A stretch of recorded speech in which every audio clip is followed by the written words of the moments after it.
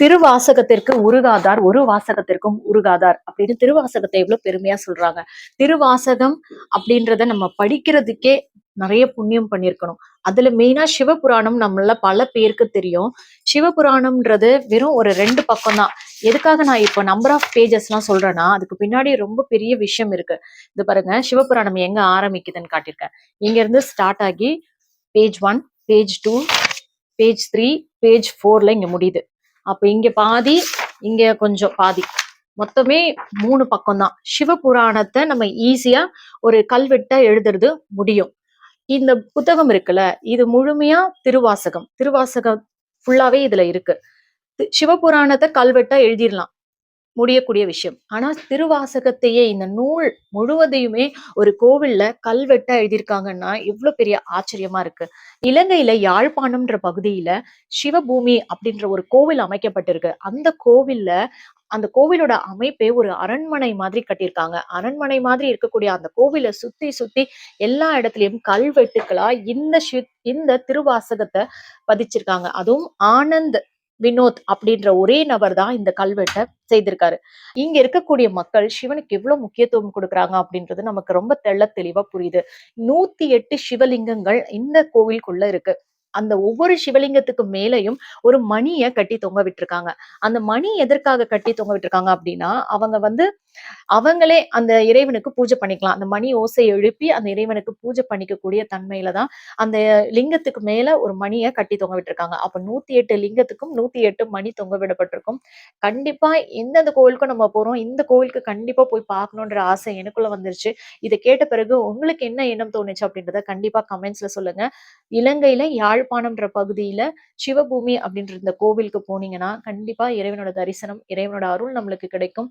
இந்த கோவிலை பத்தி இன்னும் நிறைய சுவாரஸ்யங்கள் இருக்கு. என்ன அப்படின்னா, இந்த திருவாசகம் ஃபுல்லாத்தையும் அந்த கல்வெட்டா எழுதியிருக்காங்க இந்த கோவில்ல. இங்க மூலவரா இருக்கக்கூடியவர் தட்சிணாமூர்த்தி தான். இலங்கையிலேயே தட்சிணாமூர்த்தியை மூலவராக கொண்ட ஒரு திருக்கோயில் அப்படின்னு சொன்னா அது இந்த கோவில் மட்டும்தான். அதனால கண்டிப்பா அடுத்த சுற்றுலால இந்த கோவிலுக்கு போறதுக்கு நீங்க திட்டமிட்டுக் கொள்ளுங்கள். இந்த கோவிலை பத்தி உங்களுக்கு ஏதாவது சுவாரஸ்யமான தகவல்கள் தெரிஞ்சா கண்டிப்பா கமெண்ட்ஸ்ல பதிவிட மறந்துடாதீங்க. நான் இந்த கோவிலுக்கு நேர்ல போனதில்ல, படிச்சதை உங்ககிட்ட சொல்றேன். ஏன்னா படிக்கும் பொழுதே இந்த கோவிலுக்கு போகணும் அப்படின்ற ஆசை எனக்குள்ள தூண்டப்பட்டது. உங்களுக்கும் கண்டிப்பா வரும் அப்படின்ற ஆசையில தான் இந்த காணொலியை நான் பதிவிட்டிருக்கேன். கண்டிப்பா கமெண்ட்ஸ்ல சொல்லுங்க.